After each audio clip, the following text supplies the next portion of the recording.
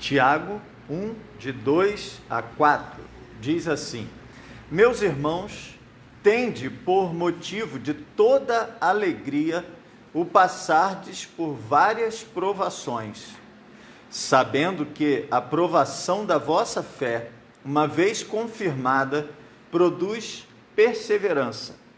Ora, a perseverança deve ter ação completa, para que sejais perfeitos e íntegros, em nada deficientes.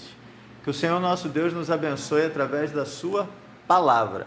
Nós estamos vivendo um tempo de muitas provações.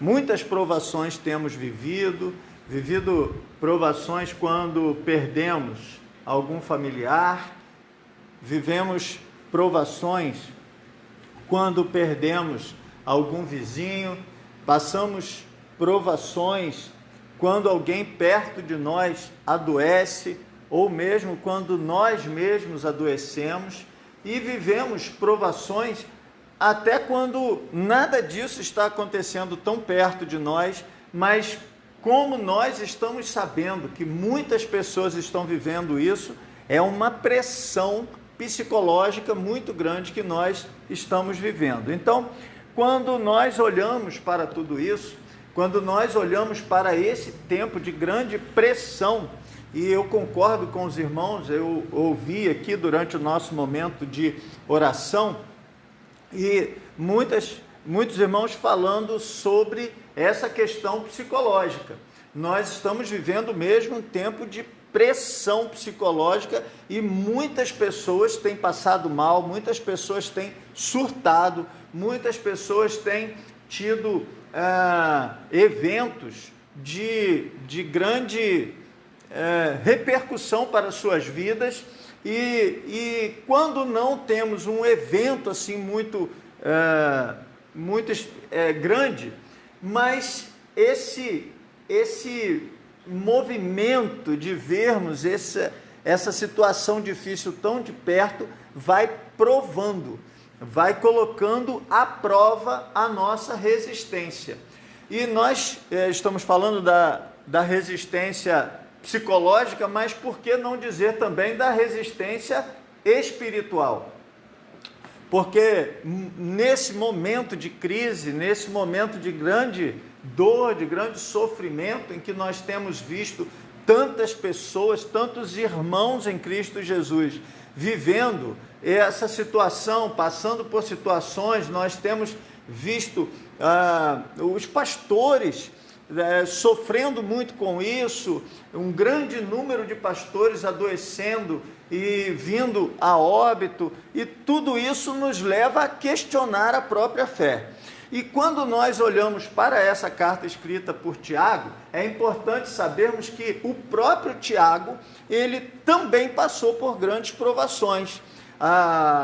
Ele era o irmão de Jesus, ele foi um dos principais homens, um dos principais líderes da igreja no seu primeiro momento, e esse homem também viveu provação, viveu a época do martírio e tudo isso, e nós sabemos que ele conhece muito bem o que ele está falando, ele também vivenciou de perto todo o sofrimento de Cristo. E aí ele fala em perseverança ter ação completa. Nós olhamos para isso e percebemos que realmente é preciso aprender com a provação, realmente é preciso crescer com a provação.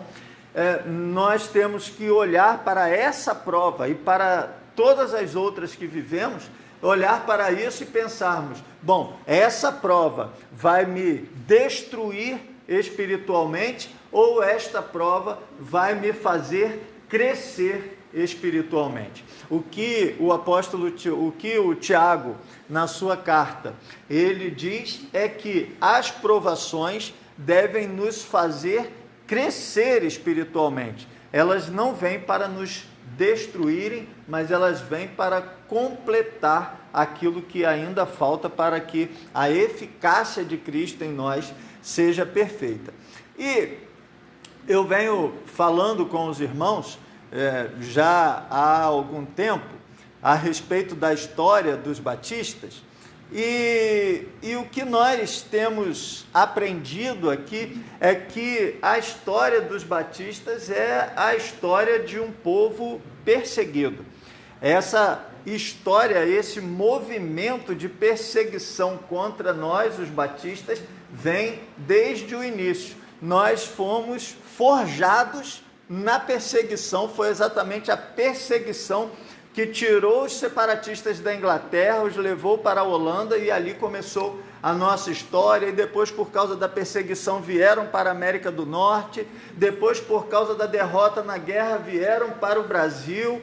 E também a igreja brasileira, batista brasileira, também cresceu e se desenvolveu a partir da perseguição contra os missionários, contra os homens de Deus. E aí, nesta semana, na nossa história dos batistas, nós chegamos ao Rio de Janeiro, ao que nós hoje chamamos Estado do Rio de Janeiro, porque nem sempre o Estado do Rio de Janeiro teve essas dimensões que tem hoje. Na época, quando os batistas chegaram por aqui, lá no final do século XIX, o Estado do Rio não tinha todos os municípios que tem hoje. O Estado do Rio era, até 1975, o Estado do Rio era o que é hoje, menos o município do Rio de Janeiro. Porque o município do Rio de Janeiro, na época do Império, ele era capital do Brasil. Foi capital do Brasil, inclusive, no início da República, até a década de 60, quando o presidente Juscelino Kubitschek levou a capital federal para Brasília, e então a cidade do Rio de Janeiro deixou de ser a capital do Brasil.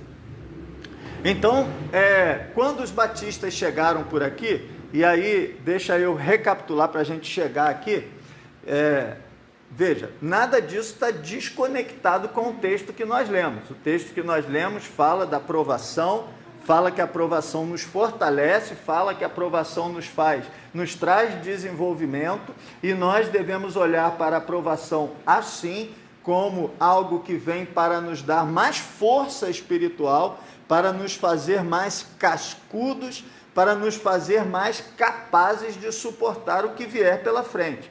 E aí nós olhamos e vimos que a primeira igreja batista no solo brasileiro foi no estado de São Paulo, mas a primeira igreja batista voltada para os brasileiros foi a Igreja Batista da Bahia, né? A primeira Igreja Batista da Bahia, organizada em 15 de outubro de 1882, com apenas 5 membros. 2 casais, o casal de missionários chamado Begbie e o outro casal de missionários chamado Taylor. Então, esses 2 casais e mais um ex-padre, pastor Antônio Teixeira de Albuquerque, que foi o primeiro pastor brasileiro, era um ex-padre que se converteu à fé batista, e ele foi inclusive o professor de português dos missionários Taylor e Begbie. E então eles organizaram a primeira igreja batista ali em Salvador. Depois, mais 2 igrejas batistas foram organizadas no Nordeste, a Igreja Batista em Recife e uma outra em Maceió, e a 4ª Igreja Batista brasileira, missionária, para ganhar os brasileiros para Cristo, foi organizada no Rio de Janeiro, na capital do Império, no dia 24 de agosto de deixa eu ampliar aqui a imagem, de 1884. Então agora nós chegamos ao Rio de Janeiro, a capital, e ali iniciou-se uma igreja batista que tinha por objetivo ganhar o Sul para Cristo. Entenda, nessa época eles olhavam para o Brasil assim, norte, da Bahia para cima, e sul do Rio de Janeiro para baixo. Por isso, o seminário que é hospedado na Tijuca, no Rio de Janeiro, o nome desse seminário é Seminário Teológico Batista do Sul do Brasil, que fica na cidade do Rio de Janeiro, porque eles entendiam assim, o sul é daqui para baixo. Muito bem, essa missão missionária hospedada no Rio de Janeiro tinha por objetivo irradiar o ministério batista do Rio para baixo. E aí, logo, eles começaram a trabalhar no norte do estado do Rio, na cidade de Campos. Então, a segunda igreja batista, ou melhor, a primeira igreja batista do estado do Rio, porque veja, a cidade do Rio não pertencia ao estado do Rio, certo? A cidade do Rio era município neutro, depois veio ser chamado Distrito Federal, depois da proclamação da República. Nessa altura era um distrito, era um município neutro, então não pertencia ao estado do Rio. A primeira igreja batista do estado do Rio de Janeiro é a primeira igreja batista de Campos, Campos dos Goitacazes, organizada em 23 de março de 1891. Então veja, que da organização da primeira do Rio, em 84, até a organização da primeira de Campos, em 91, nós temos 6 anos e pouco. Então eles passaram esse primeiro momento trabalhando no Rio, e logo depois eles vieram para Campos e iniciaram o trabalho. Veja que 23 de março de 1891 não é o início do trabalho em Campos, é a organização da igreja. É claro que o trabalho começou antes. Muito bem. E por que eu estou trazendo a história do Rio para Campos? Porque você poderia pensar comigo, bom, São Pedro da Aldeia é mais perto do Rio do que de Campos. Por que o pastor está levando a nossa história para Campos? Porque nós aqui fomos evangelizados pela missão de Campos. Eles então, quando organizam a primeira igreja batista de Campos, eles dividem a obrigação missionária. O Rio de Janeiro fica sendo chamado Missão Rio de Janeiro, e esse campo vai trabalhar no sul do estado, vai para São Paulo, e eles vão trabalhar para lá, enquanto que a Missão Campos vai trabalhar o norte do estado do Rio, vai trabalhar Espírito Santo, a parte de Minas Gerais, vai crescer para o lado de lá. Por isso que eu estou trazendo a história para Campos. Depois, em Campos, é impossível falar da história dos batistas em Campos sem falar em um personagem muito importante, o pastor Salomão Ginsburg. O pastor Salomão Ginsburg era um polonês de origem judaica, que iniciou a sua vida estudando para se tornar rabino, e ele se converteu. A conversão dele ao cristianismo não foi à fé batista. Ele se converteu ao cristianismo como congregacional. E ele então, como ele era uma pessoa que já possuía um bom conhecimento de Bíblia, de teologia e tudo mais, ele logo se torna missionário congregacional. E é na qualidade de missionário congregacional que ele vem para o Brasil. Chega ao Brasil como missionário congregacional, uma igreja pela qual nós temos imenso respeito, e inclusive eu tenho vários amigos que são pastores congregacionais, aos quais eu tenho mesmo muita admiração e respeito pela sua seriedade. Mas o fato é que quando o Salomão Ginsburg chega no Brasil, ele conhece o Zachary Taylor, que é um daqueles dois casais que, junto com o ex-padre, começou o trabalho na Bahia. E o Salomão Ginsburg e o Zachary Taylor têm uma discussão teológica, dessas que são uma delícia. Eu gostaria de ter o privilégio de ver esses homens debatendo. E aí, nessa discussão teológica, o Salomão Ginsburg, ele compreende que o batismo bíblico é o batismo por imersão. Como a igreja congregacional não praticava o batismo por imersão, logo, ele não havia ainda sido batizado por imersão, não havia sido ainda batizado biblicamente, ele é batizado pelo pastor Zachary Taylor, o nosso missionário.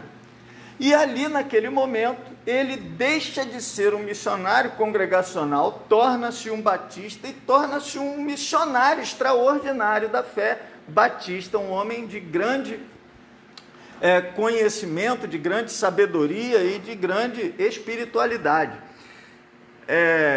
Ele, então, de Salvador, ele vem para Igreja do Rio de Janeiro e depois ele vai assumir o pastorado na primeira Igreja Batista de Campos. E ali ele vai desenvolver o seu ministério daí para frente. Mais tarde ele vai voltar para o Nordeste. Mas vamos pegar esse gancho. E aí eu separei um texto aqui, irmãos, que eu quero ler para que os irmãos entendam, para que os irmãos percebam o que eu venho falando sobre perseguição, sobre toda essa dificuldade que nós vivemos. Eu quero ler aqui um trecho do livro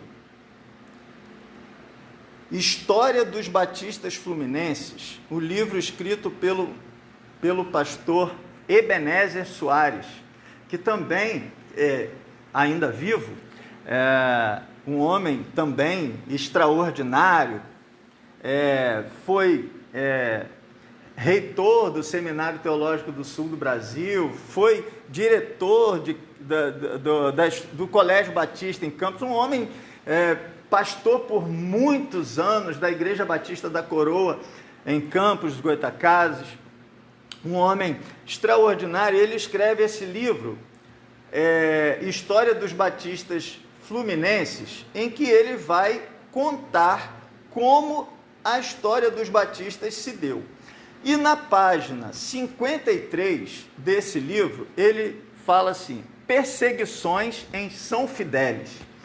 Porque de Campos, os batistas vão pregar ali no norte do estado, e uma das cidades, um dos lugares onde eles vão pregar é em São Fidélis. Se tem algum fidelense aqui ou nos ouvindo, um forte abraço, que Deus continue abençoando os irmãos. Muito bem, Deus tem abençoado, graças a Deus. E aí o pastor Ebenezer Soares vai contar sobre essas perseguições em São Fidélis, e ele, na página 53, ele diz assim: deixemos que o próprio missionário Salomão Ginsburg narre os fatos. E aí ele faz uma grande citação em bloco. Se o pastor Ebenezer não quis contar a história com suas próprias palavras e usou as próprias palavras do Salomão Ginsburg, eu vou fazer o mesmo e vou ler para os irmãos o que o próprio Salomão Ginsburg escreveu sobre o que aconteceu lá em São Fidélis. Depois de estabelecer o trabalho em Campos, eu voltei a atenção para o outro centro dos mais importantes do estado, a cidade de São Fidélis, distrito rico e cafeeiro, onde havia alguns interessados. Aluguei uma casa no centro da cidade e arranjei uns bancos e uma mesa. Levei comigo meu inseparável harmônio. Foi fui àquela cidade iniciar o trabalho para o mestre. Minha senhora também foi. E um dos nossos obreiros nativos, ele quer dizer brasileiros, e um dos nossos obreiros nativos que levou uma filha consigo para nos auxiliar nos cânticos de hinos. Só havia ali 3 pessoas interessadas, um homem, sua senhora e a empregada deles. Éramos 7 ao todo e começamos o trabalho. Perto das 7 horas da noite começamos a reunião cantando alguns hinos. Logo, afluiu uma multidão de umas 1000 pessoas e ficaram em frente à casa. O salão era uma sala de frente com 3 janelas e uma porta que abria para a rua. Chefiando essa multidão estava um velhinho muito vivo, que me informaram depois era o chefe político do lugar. Ser chefe político era de muita importância no Brasil. Ele tinha um filho como delegado e outro como tabelião. Os 3 eram os principais políticos da cidade, da região e talvez do estado. Como tais, eram hábeis para cobrir uma parte de sua perversidade. Enquanto se cantavam hinos, não houve aposição, exceto algumas pedras, capim e lixo que nos atiraram. Logo que comecei a pregar, uma grande confusão se estabeleceu. Palavras obscenas e injuriosas nos eram atiradas. Impossibilitado de ser ouvido, cantamos hinos. Ainda hoje, não sei por que não penetraram ao salão e nos atacaram, nos agrediram e quebraram tudo que estava na sala. O Senhor, porém, os reteve fora. Uma vez disse ao chefe político, enquanto ele estava em pé, junto à porta: por que o Senhor não entra? A única resposta que deu foi levantar um forte rebenque que tinha na mão. Rebenque é um chicote, né, de se bater em animais.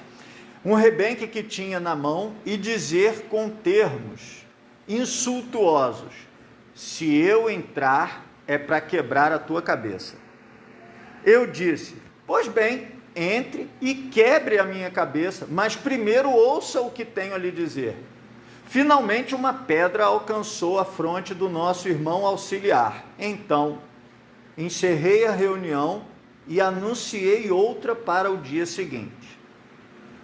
No dia seguinte, logo cedinho, veio ao hotel onde eu estava um emissário do delegado de polícia, convidou-me a comparecer no seu gabinete. Eu suspeitei que não poderia retornar. Tendo algum dinheiro comigo, entreguei-o à minha senhora, dizendo-lhe que não temesse e que, se eu não voltasse, ela telegrafasse para o Rio de Janeiro e avisasse aos irmãos o ocorrido.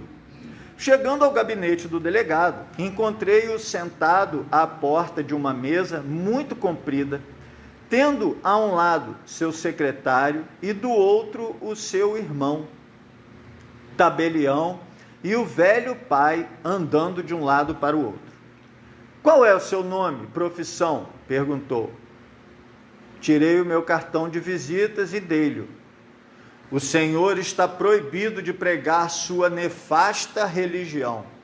Terminou com sua voz cheia de ira. O senhor está proibido de pregar sua nefasta religião neste município. Eu estava de pé, em frente a ele, e respondi-lhe calmamente com um aspecto risonho: senhor delegado, sinto não poder atendê-lo a esse respeito.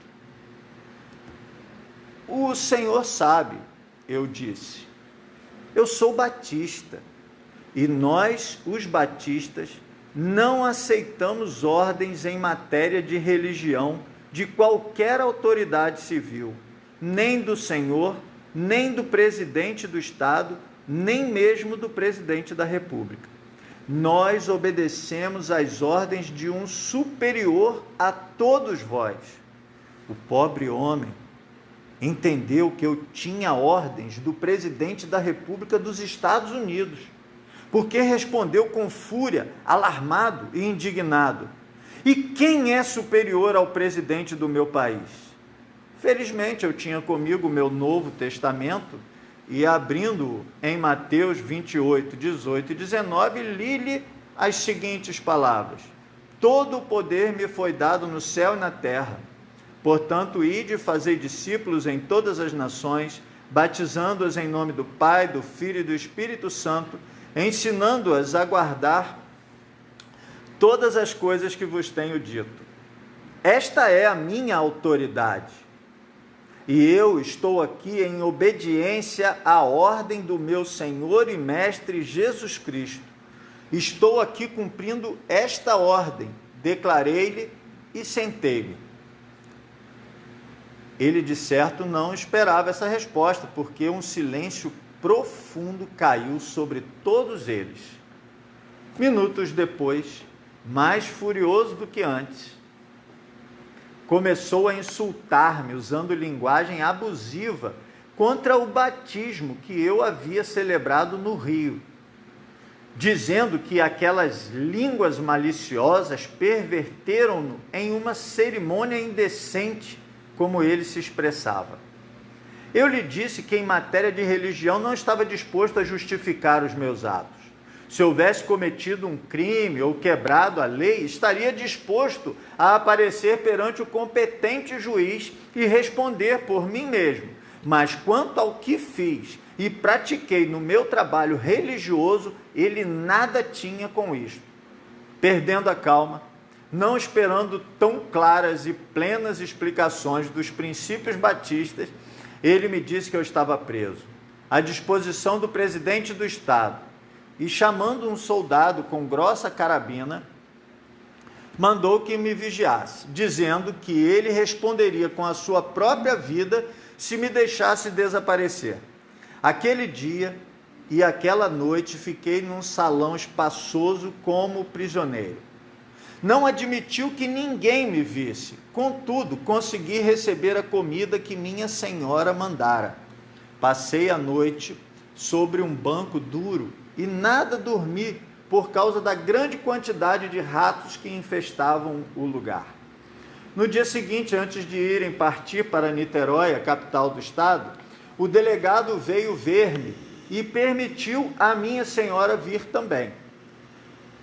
Eu supus que ele esperava que eu implorasse misericórdia. Mas como eu e minha senhora passeávamos pela sala, palestrando e rindo de alegria por ser nos permitido sofrer pelo mestre, ele me chamou e disse, muito gentilmente: ora, senhor Salomão, o senhor podia facilmente evitar todo este inconveniente. Bem, que devo fazer para evitá-lo? Perguntei. Se o Senhor me prometer que não voltará a esta cidade para pregar a sua religião, eu deixarei o Senhor voltar a Campos.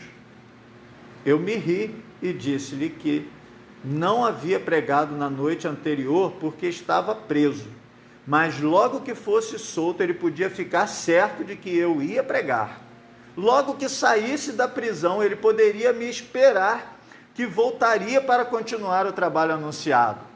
Desgostoso com a minha contumácia, chamou mais 4 soldados com carabinas e ordenou-me que marchasse para a estação. Minha senhora me acompanhou também.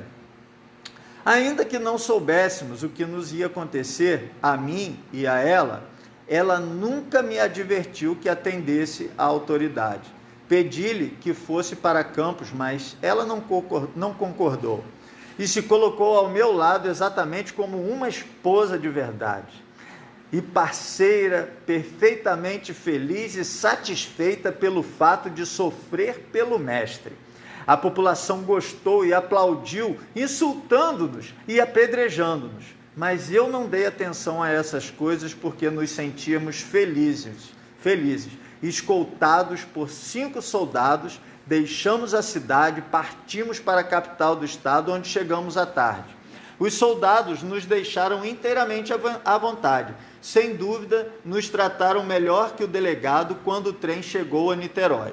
Quando o trem chegou a Niterói, os marinheiros que estavam combatendo os soldados, e aqui eu vou parar para explicar esse momento histórico, estava acontecendo uma espécie de revolução militar no Rio, na capital. E Niterói é muito perto, né? Então estava sofrendo os reflexos disso. Quando o missionário estava sendo escoltado por soldados, chegando lá, os revolucionários acharam que eles eram contrários. E aí você vai ver o que vai acontecer. Quando o trem chegou a Niterói, os marinheiros que estavam combatendo os soldados, quando viram alguns deles que estavam escoltando o missionário, atiraram contra os que estavam conosco. Esses tiveram que fugir e nós corremos atrás deles. Chegando ao quartel-general da polícia, fomos apresentados ao vice-presidente do estado. Este, depois de ler os documentos, disse a um dos oficiais que me levasse para o xadrez. Meu coração esfriou quando eu ouvi o que ele disse. Então perguntei-lhe: diga-me, senhor, qual é o meu crime? O senhor não sabe, disse-me ele, que desrespeitou as autoridades e perturbou a ordem pública? Humildemente respondi: senhor, eu fui pastor de uma igreja aqui em Niterói por muito tempo. Tenho pregado o evangelho em toda parte desta cidade, Niterói, onde eles estavam. O senhor pode perguntar a qualquer de seus oficiais se algum dia perturbei a ordem pública ou se desrespeitei de alguma maneira as autoridades. O senhor quer dizer então, disse, que o delegado de São Fidélis me pregou uma mentira neste ofício? Eu respondi-lhe, chamando-me à inocência: se ele mentiu ao senhor oficialmente ou não oficialmente, não posso dizer, mas eu quero dizer ao senhor o que aconteceu. Então ele me ouviu pacientemente. Quando terminei, ele confirmou a ordem de me levarem para o xadrez. Então perguntei-lhe: e a minha senhora? Eu gostaria de mandá-la para a casa de um amigo, visto que a cidade está agora como uma praça de guerra e eu não tenho onde deixá-la. Ele chamou um soldado de polícia, ordenou-lhe que tomasse conta dela. Eu, porém, teria que ir para o xadrez. Agradeci-lhe a oferta, mas disse-lhe que ela preferiria ir sozinha. Despedimos-nos sem saber se seria permitido que nos víssemos outra vez. Recomendamo-nos ao Senhor. Só um minuto. Recomendamo-nos ao Senhor nos separarmos. Fui metido no xadrez. O tal xadrez era um lugar terrível. Imaginem um quarto pequeno, de 2 metros por 4, com janelas guarnecidas por grades, dando para uma área suja, com uma única porta e sem qualquer outra ventilação. Quando eu li até aqui, eu achei assim, poxa, um quarto de 2 por 4 não é tão pequeno, né? Nesse quarto deviam estar juntos, confusamente, de 40 criminosos para cima. O mau cheiro que me penetrou nas narinas quando o carcereiro me introduziu no tal xadrez quase que me sucumbiu e me prostrou por terra. Hesitei um pouco e estava para entrar à porta quando o Senhor me mandou um dos seus anjos. Veja, ele olhou esse lugar, mas ele não chegou a entrar lá, né? Quando o Senhor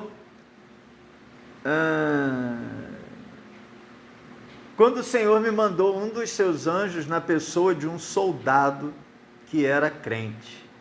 Reconhecendo-me, ele me disse: pastor, se o Senhor me prometer que não fugirá, nós o deixaremos ficar conosco no salão dos soldados. Pode-se imaginar como aceitei prontamente a proposta e quão agradecido fiquei pelo favor, louvando o meu Pai Celeste por aquela bondade. Continua ou... Tá muito bom, Opa. tá tão coisa. No dia seguinte, estando em pé à porta da delegacia de polícia, vi o cônsul português, um meu amigo pessoal. Chamei-o e contei-lhe o meu caso, pedindo-lhe que se interessasse por mim. Ele me prometeu esforçar-se o mais possível, mas me avisou que talvez não fosse bem sucedido, porque os portugueses estavam sendo suspeitados de auxiliarem a Armada na sua campanha contra a República Brasileira. A Armada era exatamente a Marinha que estava contrária à República, um conflito que existiu lá. Ele foi às autoridades e, quando se retirou, o chefe de polícia mandou um oficial remover-me para a detenção, onde ficasse incomunicável como um preso político perigoso. Por que eles não me maltrataram como fizeram com muitos antagonistas políticos? Eu só atribuo ao meu bondoso Pai Celeste. O processo que eles usavam para se livrar dos inimigos políticos era fardá-los e colocá-los na praia, onde os marinheiros os assassinariam imediatamente. Entenderam isso?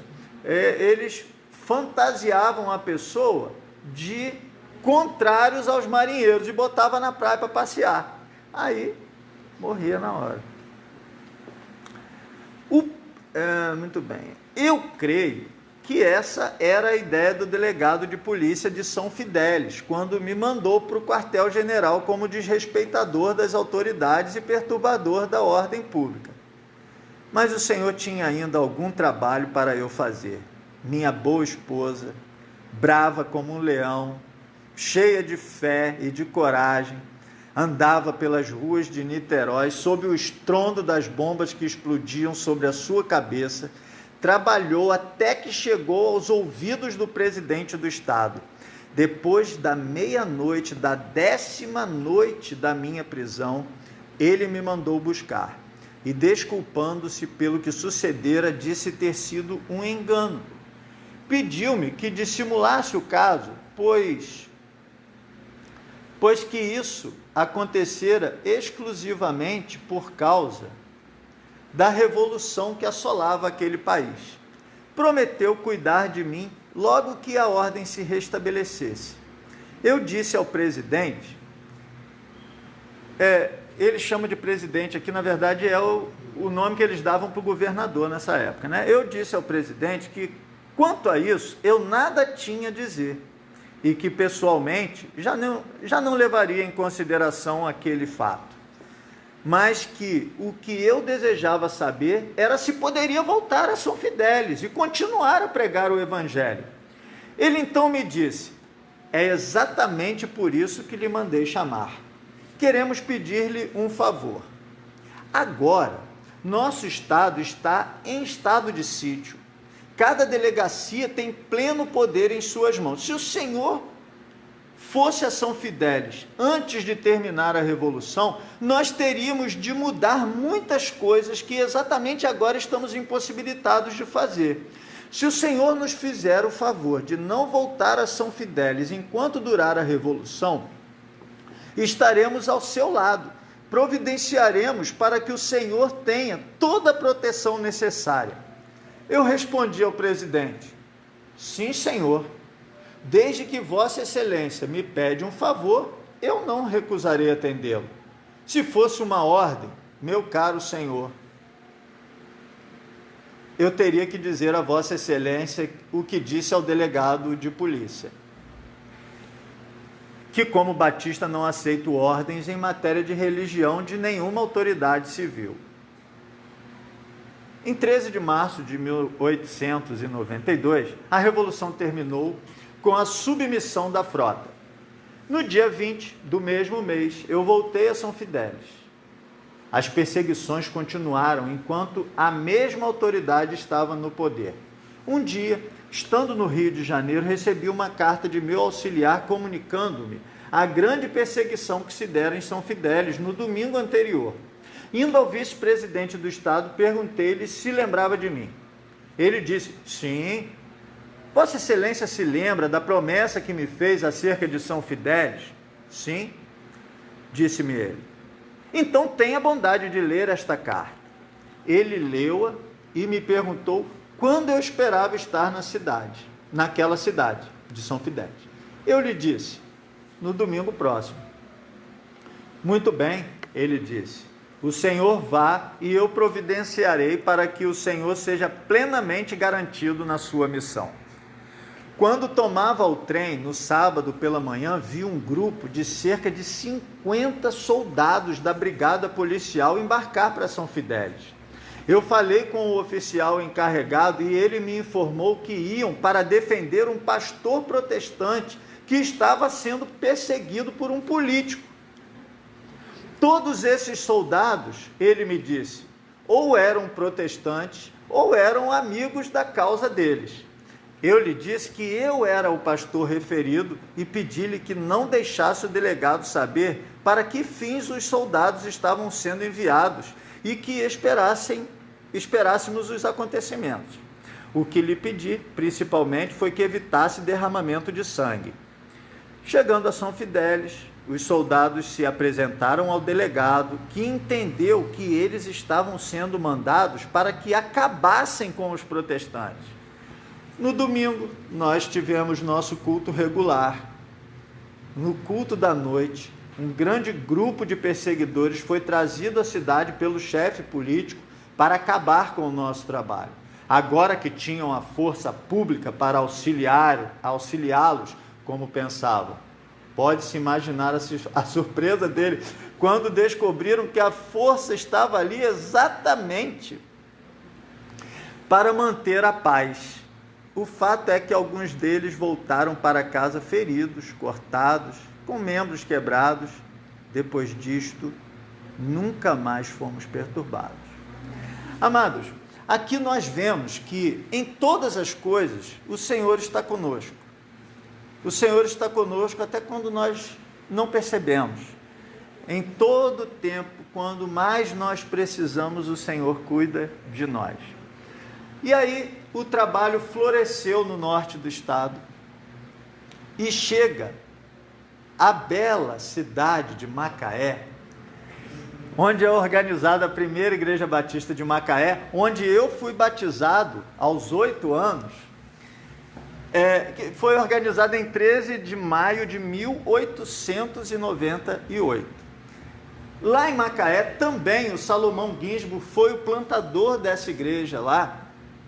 E nesse mesmo livro, depois se os irmãos quiserem eu posso dar a dica do livro, é um livro muito bom de se ler.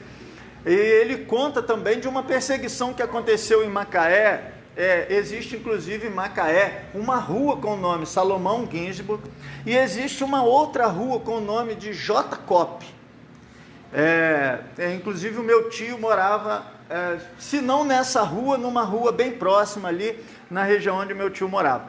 E esse J. Kopp, eu nunca soube disso, fui saber agora, estudando para trabalhar com os irmãos aqui. Esse J. Kopp foi o primeiro crente batista batizado na cidade de Macaé.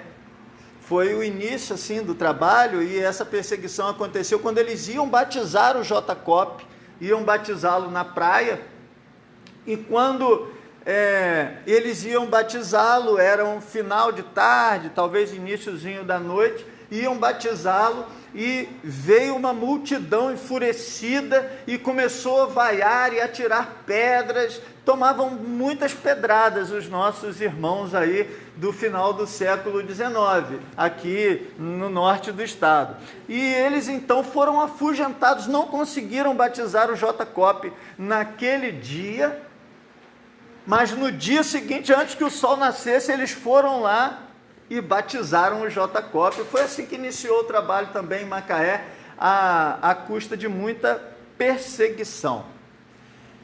Daí eu tenho uma outra história, que eu vou contar para os irmãos bem rapidinho, que aconteceu no Arraial do Cabo. E aí foi a vinda do Ministério Batista de Macaé para aqui, para a região dos Lagos. As duas primeiras igrejas batistas da região dos Lagos é a Igreja Batista de Araçá, que fica aqui na zona rural, e aí, que que na verdade essa Igreja Batista do Araçá começou lá em Silva Jardim, fruto de um ministério de um pastor da região de Rio Bonito, que veio para ali, plantou essa igreja, e a igreja de Arraial do Cabo, são as duas igrejas mais antigas. Olha como começou a igreja do Arraial do Cabo, que foi organizada em 17 de outubro de 1923. Um senhor cristão chamado Alfredo Almeida sentiu a necessidade de iniciar, isso que eu estou lendo está na página da primeira Igreja Batista do Arraial do Cabo, na internet, disponível, está no histórico da igreja. Um senhor cristão chamado Alfredo Almeida sentiu a necessidade de iniciar um trabalho de evangelização na cidade. A curiosidade é que este homem morava em Macaé, mas trabalhava no antigo Farol, em Arraial do Cabo. Ele era faroleiro no Arraial do Cabo, morava em Macaé. Durante 5 anos, nesse intervalo entre uma cidade e outra, essas idas e vindas, reuniões com as famílias da antiga Vila dos Pescadores de Arraial do Cabo eram realizadas. E aos poucos esse grupo, chamado de Batistas, fundou a Igreja Batista de Arraial do Cabo. Os batismos eram realizados na Praia dos Anjos, que antigamente era chamada de Praia da Rama. Então, veja, o Ministério Batista, aqui no Arraial do Cabo, não começou pela obra de um pastor, de um missionário, de alguém formado para esse fim, mas de um irmão em Cristo que veio trabalhar. Eu sempre falo isso, quando Deus nos leva para um lugar a trabalho, ou por algum outro motivo qualquer que nós vamos morar em algum lugar, Deus está nos conduzindo para lá para fazermos a sua obra. Em 1923, 17 de outubro de 1923, foi organizada, como eu falei, a primeira Igreja Batista do Arraial do Cabo, e 10 anos mais tarde, havia a Igreja Batista do Arraial do Cabo, havia a Igreja Batista do Araçá. Nesse meio, não existia nenhuma igreja batista, mas pessoas que se converteram à fé batistas, moradores de São Pedro da Aldeia. Então, tinha irmãos que eram da igreja do Araçá, irmãos que eram da igreja do Arraial do Cabo, mas que moravam em São Pedro da Aldeia. Eles resolvem, então, organizar a igreja. Na ata inicial dessa organização da igreja de São Pedro da Aldeia, fala isso: irmãos batistas moradores de São Pedro da Aldeia.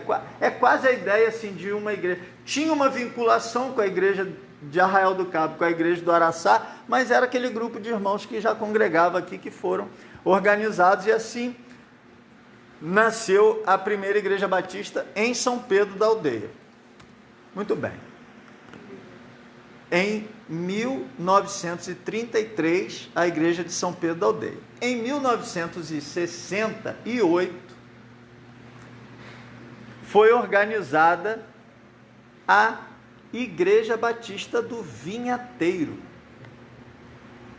que depois, em 1971, passou a ser chamada Igreja Batista em Campo Redondo. Em 1985, passou a ser chamada de Primeira Igreja Batista em Campo Redondo. E em 18 de junho de 2000, Primeira Igreja Batista no bairro São João. Então, a primeira Igreja Batista do bairro São João nasceu a Igreja do Vinhateiro, virou a Igreja de Campo Redondo, porque, na verdade, isso aqui era um bairro só, depois foi dividindo e foram sendo organizadas outras igrejas e acabou mudando de nome dessa forma. Então, nós temos aí o trabalho na Igreja Batista do bairro São João, e em 1º de agosto de 1994, é organizada a primeira Igreja Batista nas Colinas, de 2004, desculpa, irmãos. organizado a primeira Igreja Batista das Colinas, para a honra e glória do nosso Deus. Nós temos história, hein, irmãos? Essa história toda é a nossa história. Nós não nascemos ontem, não somos uma aventura, nós somos um povo de fibra. Nós somos um povo que já suportou muitas provações, estamos nesse tempo passando por mais uma grande provação, mas nós sabemos que o nosso Deus está conosco e que seremos vitoriosos mais uma vez para a honra e glória do nosso Deus, para o crescimento da sua obra. Amém? Que Deus te abençoe.